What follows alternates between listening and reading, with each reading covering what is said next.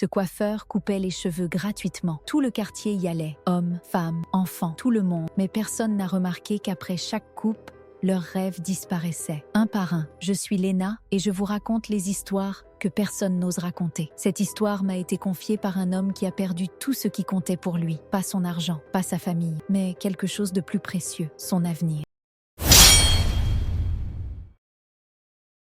Kofi était un jeune homme ambitieux. Il venait de terminer ses études en informatique. Il avait des projets plein la tête, des applications à développer, des entreprises à créer, des rêves à réaliser. Il vivait seul dans un petit studio à Lomé, dans le quartier d'Adidogomé. Pas grand-chose, mais c'était à lui. Et il travaillait dur pour construire quelque chose de mieux. Chaque matin, il se levait à 5 heures. Il codait, il apprenait, il planifiait. Un jour, il allait réussir. Il en était convaincu. Ce matin-là, un samedi de septembre, Kofi marchait vers le cybercafé quand il a remarqué quelque chose de nouveau dans le quartier. Un salon de coiffure, flambant neuf. Les murs étaient peints en blanc immaculé. L'enseigne brillait au soleil. Chez Maître Josué.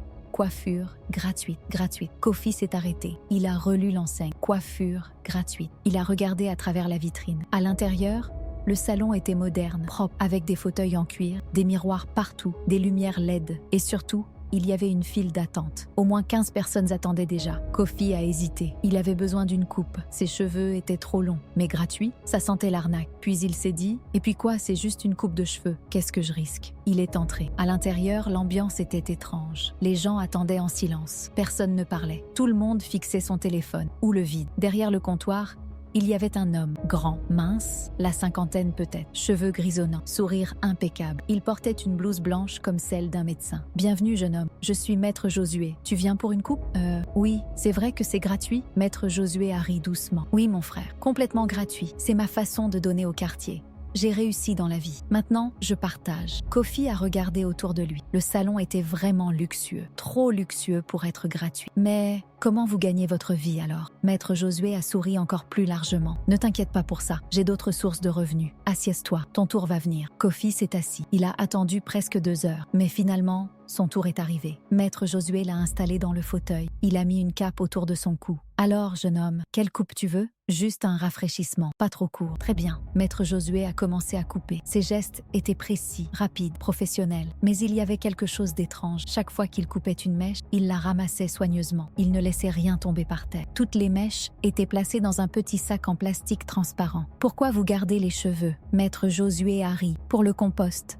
Les cheveux sont excellents pour faire pousser les plantes. Tu ne savais pas? Ah, non, maintenant tu sais. » 15 minutes plus tard, la coupe était terminée. Kofi s'est regardé dans le miroir. C'était parfait, vraiment parfait. « Merci beaucoup. » « De rien, mon frère. Et souviens-toi, chaque fois que tu as besoin d'une coupe, reviens, c'est toujours gratuit. » Kofi est sorti du salon, heureux. Une coupe gratuite de cette qualité, il allait revenir, évidemment. Ce qu'il ne savait pas, c'est que quelque chose était parti avec ses cheveux. Quelque chose qu'il ne récupérerait jamais. Ce soir-là, à 20 h, Maître Josué a fermé le salon. Il est sorti avec le grand sac noir. Il l'a mis dans le coffre de sa voiture. Une Mercedes noire. Kofi, caché derrière un kiosque, a attendu que la voiture démarre. Puis, il a appelé un taxi-moto. « Suis cette Mercedes, mais reste loin. » Le conducteur a hoché la tête. Ils ont roulé pendant presque 30 minutes, hors de la ville, vers les collines. La Mercedes s'est arrêtée devant une grande maison isolée, entourée de murs hauts, avec un portail en fer. Maître Josué est descendu. Il a ouvert le portail. Il est entré avec le sac. Kofi a payé le conducteur. « Attends-moi ici. »« Tu es sûr, patron ? » « Cet endroit, il n'est pas bien. J'en ai pour 5 minutes. » Kofi s'est approché du mur. Il a trouvé un endroit où grimper. Il a regardé par-dessus. Dans la cour, il y avait une petite construction, comme un atelier. De la lumière filtrait par les fenêtres. Kofi a sauté de l'autre côté du mur. Il s'est approché de la fenêtre. Il a regardé à l'intérieur. Et ce qu'il a vu l'a glacé jusqu'aux os. Maître Josué était debout devant une grande table. Sur la table, il y avait des centaines de petits sacs en plastique. Des cheveux, de toutes les couleurs, de toutes les longueurs. Mais ce n'était pas ça le plus choquant. Sur les murs, il y avait des bocaux. Des dizaines de bocaux en verre, remplis d'une fumée colorée. Chaque bocal avait une étiquette. Kofi a plissé les yeux pour lire. Médecin, 50 000 FCFA. Ingénieur, 45 000 FCFA. Entrepreneur, 60 000 FCFA. Artiste, 40 000 FCFA. Des prix. Il vendait des rêves, littéralement. Kofi a vu Maître Josué prendre un des sacs de cheveux. Il l'a ouvert. Il a placé les cheveux dans un petit récipient en métal. Il a allumé une bougie dessous. Les cheveux ont brûlé. Mais au lieu de produire de la fumée noire, une fumée colorée s'est élevée, dorée, brillante. Maître Josué a pris un bocal vide. Il a capturé la fumée dedans. Il a fermé le bocal. Puis, il a collé une étiquette. Développeur informatique, 55 000 FCFA. Kofi a reculé. Horrifié, c'était son rêve dans ce bocal, le rêve qu'il avait perdu. Maître Josué vendait les ambitions des gens, les rêves qu'il volait avec leurs cheveux. Kofi a voulu fuir, mais son pied a heurté quelque chose. Une bouteille vide. Le bruit a résonné dans la nuit. Maître Josué s'est retourné brusquement. Ses yeux ont croisé ceux de Kofi à travers la fenêtre. Un sourire s'est dessiné sur son visage. Kofi a couru. Il a couru vers le mur. Il a sauté. Il a atterri de l'autre côté. Le taxi-moto était toujours là. Démarre! Vite, ils sont partis en trombe. Mais dans le rétroviseur, Kofi a vu Maître Josué sortir de la maison. Il ne courait pas, il ne criait pas, il souriait juste, comme s'il savait que Kofi reviendrait. Ce que Kofi ne savait pas, ce que personne dans le quartier ne savait, c'est que Maître Josué n'avait pas toujours été un voleur de rêves. Il y a 15 ans, Josué était un homme ordinaire, un coiffeur ordinaire. Il avait un petit salon dans un quartier pauvre de Lomé, rien de luxueux.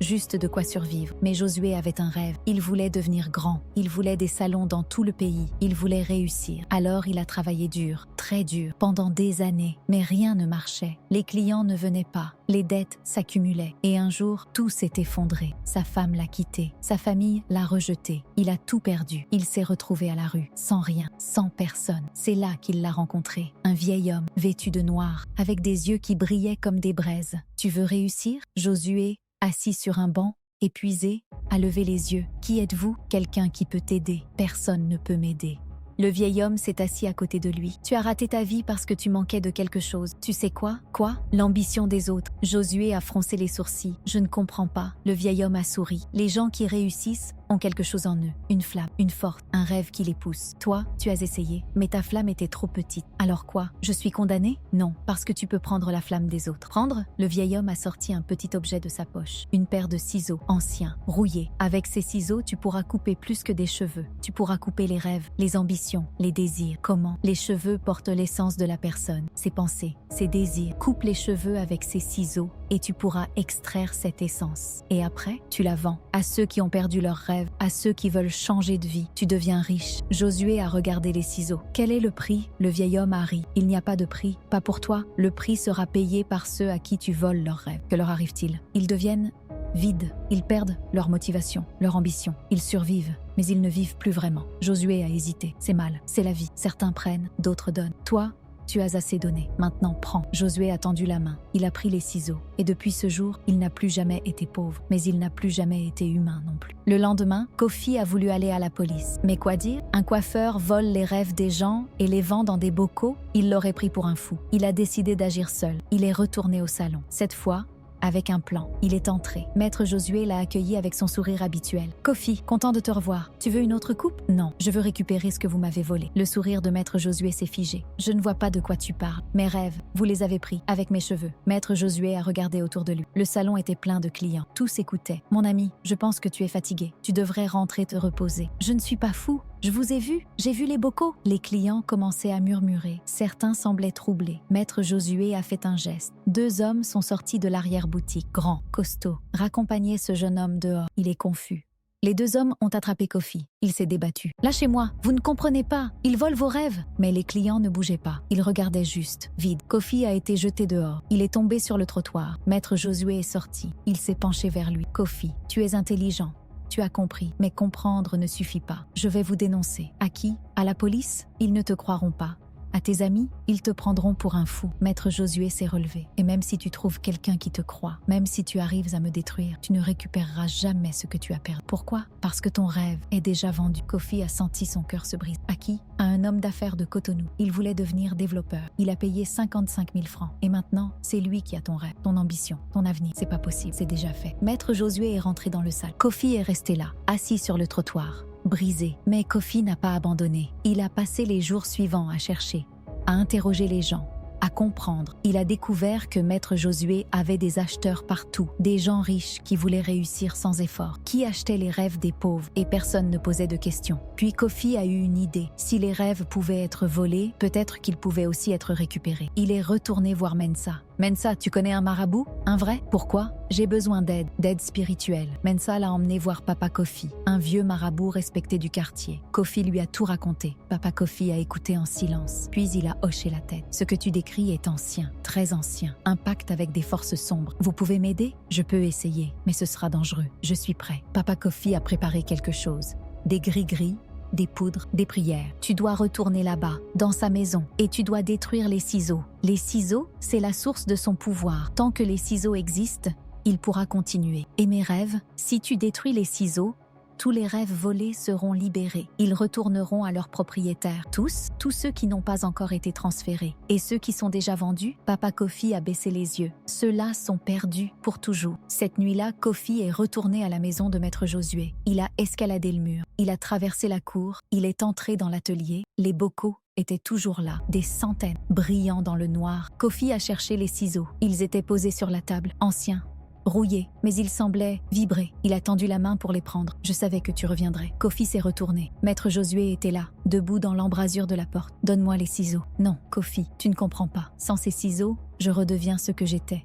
Rien, un raté. Et moi, et tous les autres, on reste quoi? Des sacrifices nécessaires. C'est ainsi que le monde fonctionne. Kofi a pris les ciseaux. Maître Josué a crié. Il s'est précipité vers lui. Mais Kofi a été plus rapide. Il a brisé les ciseaux contre le bord de la table. Un craquement, puis une lumière. Tous les bocaux ont explosé en même temps. La fumée colorée s'est échappée. Elle a tourbillonné dans la pièce, puis elle a traversé les murs, disparu dans la nuit. Maître Josué est tombé à genoux. Son visage a changé. Il a vieilli d'un coup. Ses cheveux sont devenus blancs. Sa peau s'est ridée. Non, qu'est-ce que tu as fait? Kofi a reculé. Maître Josué a levé les yeux vers lui. Des yeux vides. Tu as tout détruit. Tout. Il s'est effondré, immobile. Kofi est sorti en courant.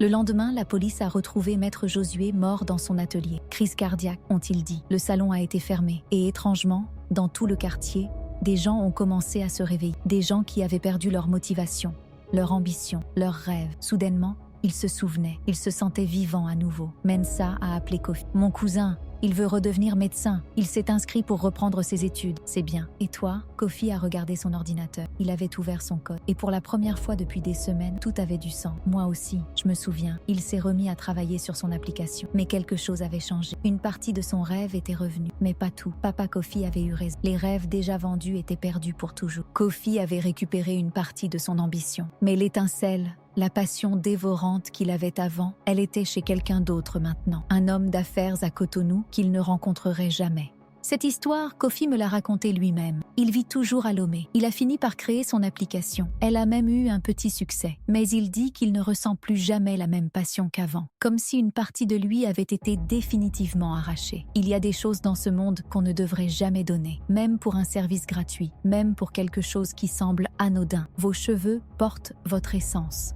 Vos rêves, vos ambitions. Et il y a des gens qui savent comment les voler. La prochaine fois qu'on vous offre quelque chose de trop beau pour être vrai. La prochaine fois qu'un service est gratuit sans raison apparente. Demandez-vous quel est le vrai prix, parce que rien n'est jamais vraiment gratuit. On paie toujours, d'une manière ou d'une autre. Merci d'avoir suivi cette histoire. Si elle vous a fait réfléchir, n'oubliez pas de mettre un pouce bleu et de vous abonner à la chaîne.